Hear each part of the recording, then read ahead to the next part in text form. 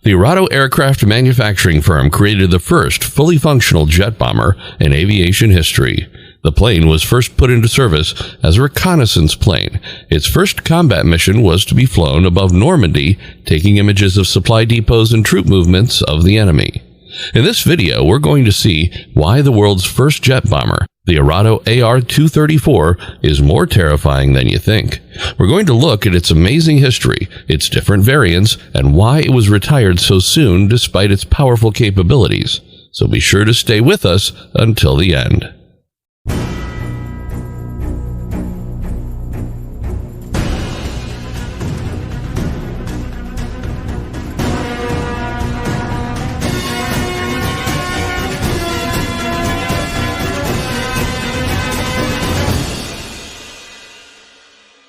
Toward the end of World War II, military aircraft technology began to advance, and both the British and Germans began to consider jet engines to power their aircraft. While most efforts were directed toward fighters, such as the Me-262 and the Gloucester Meteor, the German aircraft manufacturing firm Arado was considering developing a jet bomber.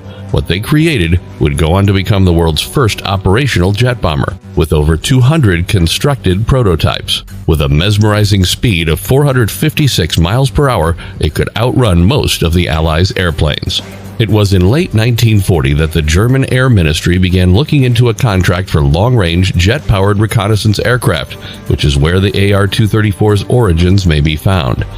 Only Arado, with its E-370 variant, submitted a bid to the government.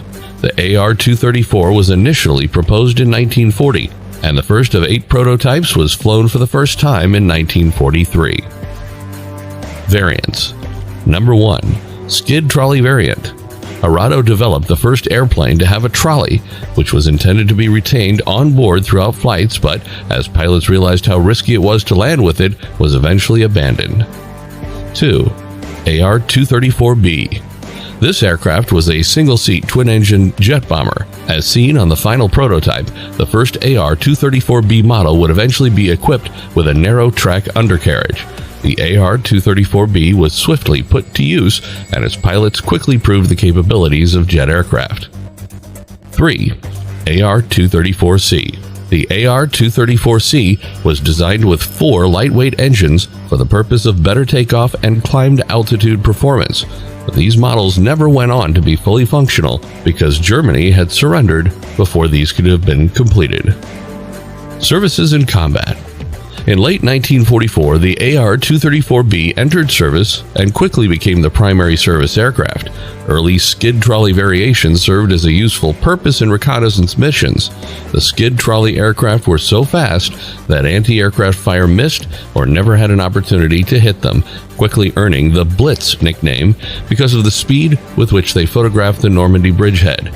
The Germans had great aspirations for their new jet force, especially with the addition of the Me-262 to the Luftwaffe's arsenal. The Nazis' expectations were elevated even more when the bomber variant, the 234B, joined the skid trolley prototypes in service. Their pilots were immediately astonished by their quickness and agility, and they saw their first action during the Battle of the Bulge near the city of Liege. First operation, the Battle of the Bulge. In the hours before midnight on Christmas Eve of 1944, American soldiers were well positioned around the Belgian city of Liege, ready for anything. A surprise assault by 4 German divisions had been launched out of the Ardennes forest 8 days earlier, shielding them from Allied air dominance in what had been one of the coldest and snowiest winters in European history. In what would become known as the Battle of the Bulge, the Nazis plowed through shaky defensive lines and advanced toward the port of Antwerp in an effort to cut off Allied supply lines. While combat was fierce on numerous fronts, the Americans in Liege were on high alert in case the Germans tried anything there. The weather had improved to the point that planes from both sides could resume their flights. The roar of approaching jets could be heard far over the Belgian metropolis. However, the thunder of their engines was unlike anything ever heard before. These planes let forth a clean, penetrating scream as opposed to the echoing roar of piston-driven engines. These were Nazi jets, although they weren't the first jet fighters in history. Rather, these were the AR-234Bs, which were the first operational jet bombers to see combat. They were 9 in number, and they were all headed toward a Liege manufacturing complex, each carrying an 1,100-pound bomb. The historic bombing raid was piloted by a small squadron, commanded by Luftwaffe Captain Dieter Lukesch of Bomber Wing 76. 2 Jumo 004 B41 turbojet engines propelled the elegant jets as they swooped in to deposit their payloads and then sped out again. Fighters from the Allies couldn't keep up with them because of how swift they were. The AR-234's challenges. While the AR-234 showed early promise, it ultimately experienced a troubled service life. Had Starhilf Walter liquid fuels rocket boosters installed to help carry the extra weight of the weapons and fuel used on takeoff. The Junker's Jumo engines were notoriously erratic, causing the 234 an unending amount of trouble with their frequent flameouts. Since Allied troops had advanced so far into German territory, or on the verge of doing so, they could target the aircraft as they took off, forcing most of them to maintain at least their bases while waiting for fuel that never came. 2 more aircraft were taken into service to test the viability of a night fighter variant. Still, they proved unsuited for night flight, and the planned 234C variant never completed its production. World War II. During the Second World War, jet aircraft technology was still very much in its infancy. Therefore, there was no assurance that the AR-234 would even be able to take off from the ground. Even though it had a limited effect on the outcome of the war, it influenced the entire future of bomber aircraft design and came at a time when Germany really was pushing its military technology to the limit. What the Germans were able to achieve is nothing short of remarkable, bringing the world's first jet bomber into operational service. It's possible that the AR-234 was ahead of its time, but it's almost unsettling to think about what it may have accomplished if it had been put into service just a few years sooner than it was. American Air Force Captain Don Bryan had 3 failed tries at shooting down the Blitz before finally succeeding on the 4th try. In March of 1945, he was finally able to see one in action when it was making a bombing run on the Ludendorff Bridge at Remagen to try to stop Allied forces from crossing the Rhine River into Germany.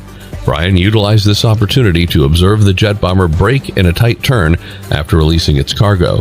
He could maneuver behind the bomber and shoot it down by blasting away with 50 caliber machine guns on his P-51 Mustang, knocking out one of the jet engines. Captain Bryan was the first to bring out an air-to-air kill of the AR-234. However, capturing the AR-234 for research purposes was a high priority for the Allies. They could not obtain even a small number of them until the war's conclusion. Only one is still in existence, and it may be seen at the Udvar-Hazy Center of the Smithsonian National Air and Space Museum in Chantilly, Virginia. The Arado AR-234 was a real pioneer of aircraft engineering at that time. It would have greatly impacted World War II had it been built a year or 2 earlier. With its lightning speed and agility, the Arado AR-234 was a major success that ultimately failed. Do you think the AR-234 was ahead of its time? If you like this video, make sure to smash that like button and subscribe to our channel for regular military updates. Also, don't forget to leave a comment in the section below. Thanks for watching.